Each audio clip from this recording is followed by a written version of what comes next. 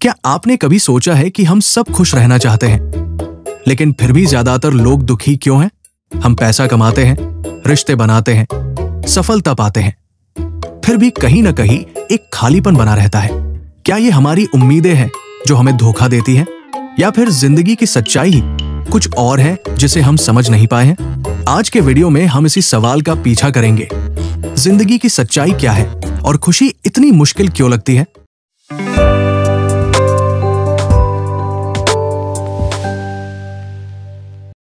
हर इंसान की जिंदगी में एक सवाल बार बार उभरता है, मैं आखिर खुश क्यों नहीं हूं?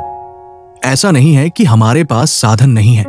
आधुनिक दुनिया ने हमें जितनी सुविधा दी है उतनी पहले किसी युग में नहीं थी। हमारे पास टेक्नोलॉजी है, मनोरंजन है, शिक्षा है, आजादी है, लेकिन फिर भी एक गहराई में बेचैनी बनी रहती है। हम लगातार किसी चीज की तलाश में हैं, किसी ऐसी भावना की जो हमें पूरा कर दे, सुकून दे, अर्थ दे। खुशी के पीछे भागना एक आदत बन चुकी है, लेकिन क्या आपने कभी रुककर सोचा है कि ये खुशी आखिर है क्या? क्या ये सिर्फ एक भावना है जो आती जाती रहती है, या फिर ये कुछ गहरा है, एक जीवन दृष्टिकोण, एक संतुलन, एक स्वीकार? ये सवाल बहुत पुराने हैं। इंसान जब से सोचने लगा है तब से वो इन प्रश्नों से जूझ रहा है। अलग अलग सभ्यताओं, धर्मों और दार्शनिकों ने इस पर अपने अपने उत्तर दिए हैं।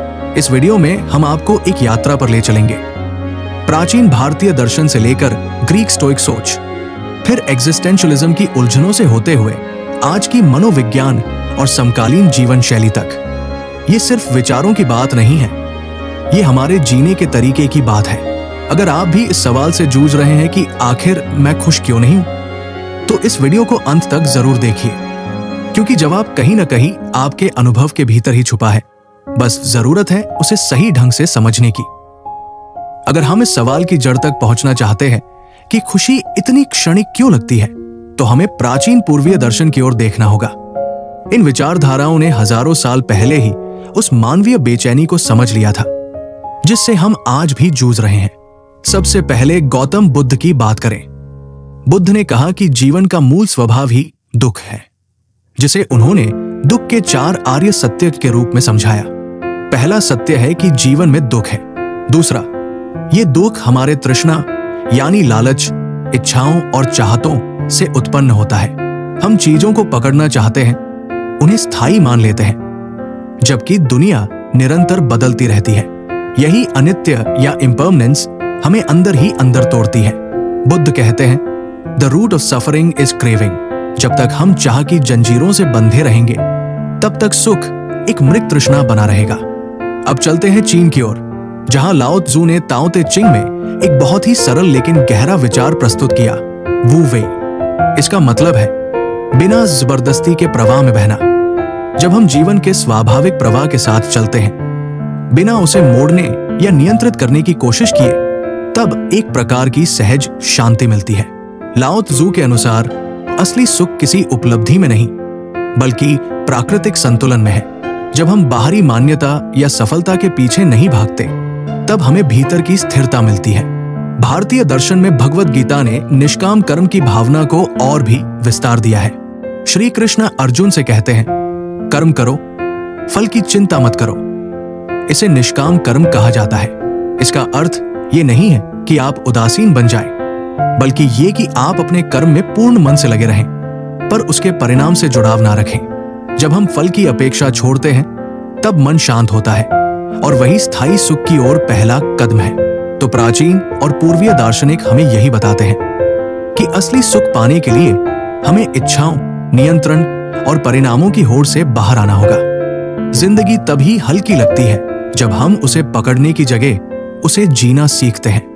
अगर हम पूर्वीय दर्शन से पश्चिम की ओर नजर घुमाएं, तो हमें स्टोइक दर्शन मिलता है, एक ऐसा दृष्टिकोण जो आज के दौर में भी चौंकाने वाली प्रासंगिकता रखता है।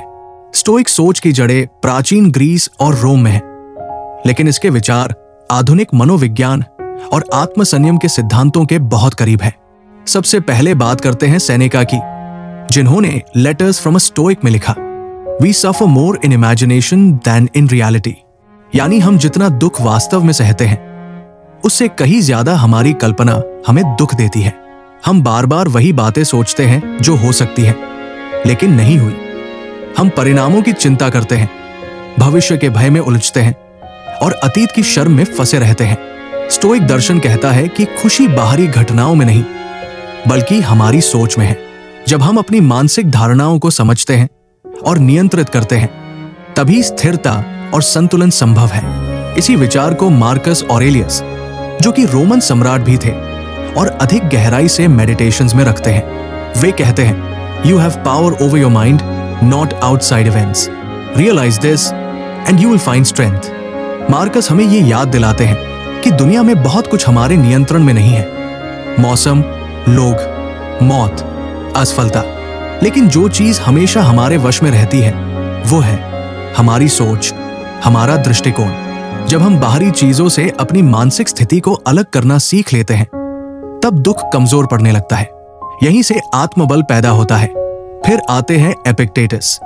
वो खुद एक गुलाम थे लेकिन अपने एनकारिडियन, जो संक्षिप्त मैनुअल की तरह थे, में उन्होंने बहुत बड़ी बात कही। Focus on what you can control, suffering arises from misplaced desires. हम दुखी तब होते हैं जब हम उन चीजों की चाह रखते हैं जो हमारे बस में नहीं है, जैसे कि लोग हमें कैसे देखें, हमारा भविष्य कैसा बने या कोई हमें कितना प्यार करे। एपिक्टेटस सिखाते हैं कि अगर हम अपनी ऊर्जा सिर्फ उन्हीं बातों पर लगाएं जो हम सच में नियंत्रित कर सकते हैं, जैसे हमारा व्यवहार, हमारा दृष्टिकोण, हमारी प्रतिक्रिया, तो जिंदगी हल्की लगने लगती है। स्टोइक दर्शन का मूल यही है, भीतर की आजादी। यह हमें सिखाता है कि खुशी कोई भावना नहीं बल्कि एक कौशल है, अपने आप को और अपने मन को समझने और स्थिर करने की कला। जब हम दुख को टालने की जगह उसे समझकर स्वीकार करते हैं, जब हम परिणामों की नहीं कर्म की परवाह करते हैं और जब हम अपने अंदर की शक्ति को पहचानते हैं, तभी हम असली सुख के करीब पहुंचते हैं। स्टोइक विचार हमें ये नहीं कहते कि हम भावना शून्य बन जाएं, बल्कि ये कि हम अपनी भावनाओं के गुलाम न बने। यही आत्मसंयम ही हमें उस गहरे स्थायी आनंद की ओर ले जाता है जिसकी तलाश हम सब कर रहे हैं। जैसे जैसे दुनिया युद्ध, टूटते समाजों और आधुनिकीकरण की तरफ बढ़ी, वैसे वैसे इंसानी अस्तित्व को लेकर सवाल और भी गहरे होते गए। यहीं से जन्म हुआ अस्तित्ववाद यानी एग्जिस्टेंशियलिज्म और आधुनिक दर्शन का, जो सीधे सीधे उस सवाल को छूता है, अगर जीवन में कोई तय अर्थ नहीं है तो फिर हम क्यों और कैसे जिए। इस संदर्भ में सबसे पहले बात करते हैं विक्टर फ्रैंकल की। वे एक यहूदी मनोचिकित्सक थे जो नाजी कंसंट्रेशन कैंप से जिंदा लौटे। अपनी पुस्तक मैन्स सर्च फॉर मीनिंग में उन्होंने जो कहा वो आज भी लाखों लोगों की सोच को बदल रहा है। उन्होंने लोगोद्रपी का सिद्धांत दिया जिसमें कहा गया कि इंसान की सबसे गहरी जरूरत सुख नहीं बल्कि अर्थ है। वे लिखते हैं, happiness cannot be pursued, it must ensue as the unintended side effect of dedication to a cause greater than oneself. यानी जब हम किसी ऐसे उद्देश्य से जुड़ जाते हैं जो हमसे बड़ा है, जैसे सेवा, रचना या प्रेम, तब सुख अपने आप हमारे जीवन में उतर आता है। उसे पाने की कोशिश में नहीं बल्कि योगदान देने की भावना में असली आनंद छिपा है। अब आते हैं अल्बर्ट कामू पर, जो एब्सर्डिज्म के प्रवर्तक माने जाते हैं। उनकी पुस्तक द मिथ ऑफ सिसिफस में वह कहते हैं कि जीवन मूलतः अर्थहीन है और यही सच्चाई है जिससे हम भागते हैं। सिसिफस की कहानी को वो प्रतीक बनाते हैं, एक व्यक्ति जो पत्थर को पहाड़ी पर चढ़ाता है और वो हर बार नीचे लुढ़क जाता है, लेकिन फिर भी वो हार नहीं मानता। कामू कहते हैं कि इसी व्यर्थता के बावजूद अगर हम विद्रोह करते हैं, जिंदगी को स्वीकार करते हुए उसमें अपने अर्थ खुद गढ़ते हैं, तो हम एक किस्म की स्वतंत्रता और आनंद पा सकते हैं। सुख इस बात में नहीं है कि सब कुछ अर्थपूर्ण हो, बल्कि इस बात में है कि हम खुद अर्थ रचते हैं। इसी विचार को और तीव्रता से प्रस्तुत करते हैं जॉन पॉल सार्त्र, जो कहते हैं, man is condemned to be free, यानी इंसान पर यह शाप सदृश स्वतंत्रता एक बोझ की तरह लदी है। उसे खुद तय करना होगा कि उसका जीवन क्या होगा। कोई ईश्वर, कोई भाग्य, कोई बाहरी सत्ता हमें दिशा नहीं देगी। यही स्वतंत्रता भय भी देती है, लेकिन इसी में हमारी शक्ति भी छिपी है। सार्त्र के अनुसार हम खुद अपने अर्थ के निर्माता हैं, और जब हम इस जिम्मेदारी को स्वीकार करते हैं, तभी असली आत्मनिर्माण और संतोष की संभावना जन्म लेती है। तो अस्तित्ववादी और आधुनिक दर्शन हमें ये नहीं कहते कि जीवन सरल या सुखद है, बल्कि वे हमें ये सिखाते हैं कि सत्य की आंखों में आंखें डालना, अर्थहीनता को स्वीकार करना और फिर भी अपने जीवन में प्रकाश पैदा करना ही वो मार्ग है जहां असली संतोष बसता है। यही वो दृष्टिकोण है जो आज के जटिल, अनिश्चित और तेज दुनिया में सबसे ज्यादा जरूरी है। अपने जीवन के लिए खुद उत्तर गढ़ने की हिम्मत और उन उत्तरों में अर्थ ढूंढने की जिम्मेदारी। जहां दर्शन हमें जीवन के अर्थ की खोज में मार्गदर्शन देता है, वहीं मनोविज्ञान हमें यह समझने में मदद करता है कि हमारे मन की गहराइयों में क्या चल रहा है और कैसे वो हमारी खुशी या दुख को प्रभावित करता है। आधुनिक युग में मानसिक स्वास्थ्य और पॉजिटिव थिंकिंग ने हमारे सुख दुख को देखने के नजरिए को पूरी तरह से बदल दिया है। इस संदर्भ में सबसे पहले बात करें कार्ल यूंग की, स्विट्जरलैंड के महान मनोविश्लेषक जिन्होंने इंसानी चेतना की गहराई में झांकने का साहस किया। यूंग मानते थे कि इंसान का उद्देश्य केवल खुश रहना नहीं है, बल्कि पूर्णता की ओर बढ़ना है, होलनेस की ओर। उनका सिद्धांत था कि हर व्यक्ति के भीतर एक शैडो यानी उसका वो हिस्सा होता है जिसे वो स्वीकार नहीं करता, जैसे गुस्सा, ईर्ष्या, लालच, डर। यूं कहते हैं कि जब तक हम अपने इस शैडो सेल्फ को पहचान कर उसे अपने अस्तित्व का हिस्सा नहीं बनाते, तब तक हम अधूरे रहते हैं। उनके अनुसार सच्चा सुख आत्म जागरूकता से आता है, न कि बाहरी उपलब्धियों से। खुशी तब आती है जब हम खुद को पूरी तरह से जानते हैं, अपनी अच्छाइयों के साथ साथ अपनी कमजोरियों को भी। अब आते हैं सिगमंड फ्रायड पर, जिन्होंने सिविलाइजेशन एंड इट्स डिस्कॉन्टेंट्स में एक चौंकाने वाली बात कही। सभ्यता हमें जितना सभ्य बनाती है, उतना ही अंदर से दबा देती है। उनके अनुसार आधुनिक समाज ने इंसान की स्वाभाविक इच्छाओं और भावनाओं को इस हद तक दबा दिया है कि हम भीतर से टूटने लगते हैं। हम क्या सही है कि सामाजिक नियमों में फंसकर क्या महसूस होता है को दबा देते हैं।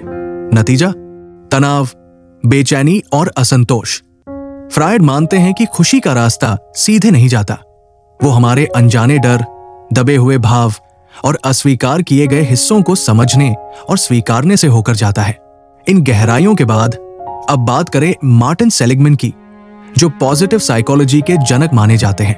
उन्होंने खुशी को एक नापने योग्य और विकसित करने योग्य कौशल के रूप में प्रस्तुत किया। उनका प्रसिद्ध परमा मॉडल इस प्रकार है: पी से पॉजिटिव इमोशन, रोजमर्रा की छोटी छोटी खुशियों को महसूस करना। ई से एंगेजमेंट, ऐसे कार्यों में लीन होना जिनमें हम अपना आपा खो देते हैं, जिसे फ्लो कहते हैं। आर से रिलेशनशिप्स, सकारात्मक और गहरे रिश्ते जो हमें भावनात्मक सुरक्षा देते हैं।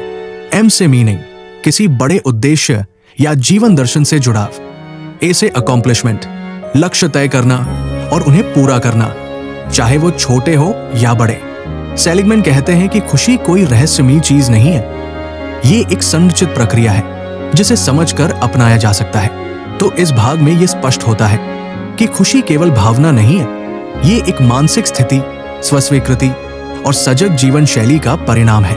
जब हम अपने मन की गहराइयों को समझते हैं, जैसे यूंग और फ्रायड ने सिखाया, और फिर उसे सकारात्मक दिशा में विकसित करते हैं, जैसे सेलिगमैन ने बताया, तभी हम उस स्थायी संतुलन की ओर बढ़ते हैं जिसे हम अक्सर सच्चा सुख कहते हैं।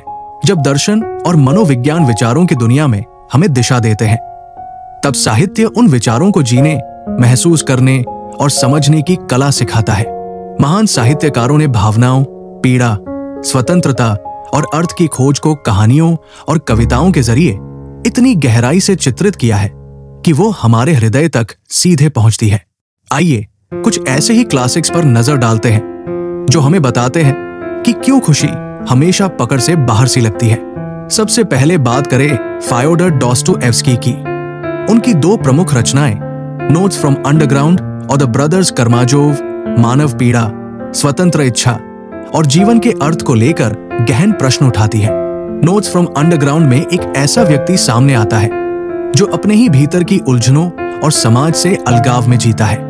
वो कहता है कि इंसान तर्क के अनुसार नहीं जीता, बल्कि कभी कभी वो जानबूझकर अपने ही सुख के विरुद्ध चलता है, सिर्फ इसलिए कि वो स्वतंत्र है। दूसरी ओर द ब्रदर्स कर्माजोव में दार्शनिक, धार्मिक और नैतिक संघर्ष है। ये उपन्यास पूछता है, अगर ईश्वर नहीं है तो क्या सब कुछ जायज है? क्या पीड़ा के बिना प्रेम और क्षमा का कोई अर्थ होता है? डॉस्टोएव्स्की के अनुसार खुशी का मतलब दर्द से बचना नहीं, बल्कि उस दर्द में अर्थ ढूंढना है। अब आते हैं लियो टोल्स्टॉय पर, जिनकी रचना कॉन्फेशन एक आत्मा की सच्ची खोज है। टॉल्स्टॉय अपने जीवन में उस मुकाम पर पहुंचे जहां सब कुछ होने के बाद भी उन्हें जीवन निरर्थक लगने लगा। उन्होंने लिखा कि उन्हें आत्महत्या का विचार भी आने लगा था, क्योंकि वो समझ नहीं पा रहे थे कि जीवन का कोई उद्देश्य है भी या नहीं। लेकिन फिर उन्हें साधारण, धार्मिक और परोपकारी जीवन में वो शांति मिली जिसकी तलाश में वे भटक रहे थे। टॉल्स्टॉय कहते हैं, सच्ची खुशी हमारे विचारों की जटिलता में नहीं, बल्कि सरलता, सेवा और विनम्रता में छिपी है। ये दृष्टिकोण आधुनिक जीवन की जटिलताओं से बहुत विपरीत है और इसलिए आज भी उतना ही सामयिक। अब दृष्टि करते हैं सूफी कवि रूमी की ओर, जिनकी मसनवी आज भी आत्मा की गहराइयों में उतरने का मार्गदर्शन देती है। रूमी कहते हैं, your task is not to seek for love, but merely to seek and find all the barriers within yourself. यानी प्रेम, सुख या ईश्वर को बाहर खोजने की जरूरत नहीं है, ये सब कुछ भीतर है। हमें केवल उन आंतरिक दीवारों, भय और द्वंद्वों को गिराना है जो हमें खुद से अलग करते हैं। रूमी के अनुसार आत्मा पहले से पूर्ण है, बस हमें उसकी आवाज को सुनना सीखना है। जब हम अपनी सीमाओं को स्वीकार कर उनसे ऊपर उठते हैं, तब हमें सुख की कोई बाहरी तलाश नहीं करनी पड़ती। इन लिटरेरी क्लासिक से हमें यही संदेश मिलता है कि खुशी न तो किसी एक सूत्र में बंधी है, न किसी तय मंजिल में। वो एक यात्रा है स्वयं की ओर, कभी पीड़ा से होकर, कभी सादगी में रुककर और कभी अपने ही भीतर की बाधाओं को तोड़कर। ये साहित्य हमें सिखाता है कि सुख कोई बाहरी अवस्था नहीं, बल्कि एक भीतरी समझ है, एक ऐसा मौन जो केवल तब सुनाई देता है जब हम अपने भीतर उतरने का साहस करते हैं। आज के दौर में जहां जीवन की गति तेज है, सूचनाएं बिखरी हुई हैं और मानसिक असंतुलन एक आम अनुभव बन गया है, वहां परंपरागत ज्ञान के साथ साथ कुछ समकालीन विचारकों ने भी खुशी की खोज को नए तरीके से समझाया है। ये विचारक हमें सिखाते हैं कि स्थायी सुख बाहरी उपलब्धियों से नहीं, बल्कि भीतर की स्वीकृति, करुणा और वर्तमान क्षण में जियो जैसी गहराइयों में छिपा है। सबसे पहले बात करें दलाई लामा और डेसमंड टूटू की, दो आध्यात्मिक नेता, दो अलग पृष्ठभूमियां, लेकिन एक साझा अंतर्दृष्टि। Joy is a state of being, not a momentary emotion. उनकी पुस्तक द बुक ऑफ जॉय में दोनों ये मानते हैं कि सच्चा सुख दूसरों के प्रति करुणा और स्वयं के प्रति स्वीकृति से आता है। दलाई लामा कहते हैं कि अगर हम केवल अपने बारे में सोचते हैं तो हम भीतर से खाली हो जाते हैं, लेकिन जब हम दूसरों की पीड़ा को महसूस करते हैं और उनकी भलाई में अपना योगदान ढूंढते हैं, तभी एक गहरा स्थायी आनंद जन्म लेता है। डेसमंड टूटू का यह विश्वास था कि पीड़ा को नकारना नहीं चाहिए, बल्कि उसे अपनाकर उसके पार करुणा और विनम्रता की ओर बढ़ना चाहिए। अब बात करें एकहार्ट टॉल की, जिनकी किताब द पावर ऑफ नाउ ने एक पूरी पीढ़ी को सिखाया कि दुख का असली कारण हमारे मन के साथ अत्यधिक पहचान है। टॉल कहते हैं कि हम लगातार या तो अतीत में पछताते हैं या भविष्य की चिंता में जीते हैं, और इसी द्वंद्व में वर्तमान क्षण खो जाता है। उनके अनुसार pain is inevitable when you resist the now. जब हम अपने विचारों, पहचान और कल्पनाओं से ऊपर उठकर वर्तमान क्षण में पूरी तरह से उपस्थित होते हैं, तभी भीतर एक शांति और आनंद की झलक मिलती है जो किसी परिस्थिति पर निर्भर नहीं होती। इन समकालीन विचारों में एक साझा सूत्र है करुणा, स्वीकृति और वर्तमान क्षण में पूरी तरह जीना। ये विचार हमें एक आधुनिक समाधान देते हैं एक पुराने प्रश्न के लिए कि हम क्यों खुश नहीं रह पाते, क्योंकि हम या तो बहुत कुछ बनना चाहते हैं या बहुत कुछ बदलना चाहते हैं, लेकिन जो है उसमें होना वही असली आनंद है। और यही वो अंतर्दृष्टि है जो आज की तेज, अनिश्चित और दबाव भरी दुनिया में सबसे ज्यादा जरूरी है। जीवन को बदलने से पहले जीवन को स्वीकारना। तो अब जब हमने प्राचीन पूर्वी दर्शन से लेकर आधुनिक मनोविज्ञान, साहित्य और समकालीन चिंतन तक का सफर तय किया, एक बात बिल्कुल स्पष्ट है, सच्ची खुशी बाहर नहीं, भीतर होती है। गौतम बुद्ध ने सिखाया कि दुख का मूल कारण हमारी इच्छाएं और आसक्तियां हैं। लाओ त्जू और भगवद गीता ने बताया कि प्रकृति के साथ बहाव में रहना और कर्म को बिना फल की अपेक्षा के करना ही मानसिक शांति देता है। स्टोइक दार्शनिकों ने कहा कि हम अपनी प्रतिक्रियाओं को नियंत्रित कर सकते हैं, न कि दुनिया को। एग्जिस्टेंशियल विचारकों ने हमें यह समझाया कि जब दुनिया में कोई अर्थ नहीं दिखता, तब हम खुद ही उसका अर्थ बना सकते हैं। मनोविश्लेषण और पॉजिटिव साइकोलॉजी ने दिखाया कि आत्मस्वीकृति और रिश्तों में अर्थ ढूंढना हमें संपूर्ण बनाता है। साहित्यिक रचनाएं हमें पीड़ा में सौंदर्य ढूंढना सिखाती है। और रूमी जैसा कवि कहता है कि तुम्हें प्रेम को ढूंढने की जरूरत नहीं, बस अपने भीतर की रुकावटों को हटाने की जरूरत है। आखिर में समकालीन विचारक यही कहते हैं कि करुणा, स्वीकृति और वर्तमान में जीना, यही 3 रास्ते हैं स्थायी आनंद तक। तो अगली बार जब आप खुद से पूछें, मैं खुश क्यों नहीं हूं, तो जवाब किसी और में, किसी भविष्य में या किसी उपलब्धि में नहीं होगा, बल्कि उस चुप्पी में होगा जो तब आती है जब आप स्वयं को पूरी तरह स्वीकार करते हैं। अगर आपको ये विचार पसंद आए और आपने इस वीडियो से कुछ नया समझा, तो इसे जरूर लाइक करें। कमेंट में बताएं कि आपके लिए सच्ची खुशी का क्या मतलब है। और ऐसे ही और गहराई वाले विषयों के लिए चैनल को सब्सक्राइब करना न भूलें। हर हफ्ते हम दर्शन, आत्मज्ञान और जीवन के बड़े सवालों को सरल भाषा में समझेंगे। अंत में, खुशी कोई लक्ष्य नहीं है, वो एक स्थिति है जो तब प्रकट होती है जब आप कुछ बनने की कोशिश छोड़कर बस होने लगते हैं।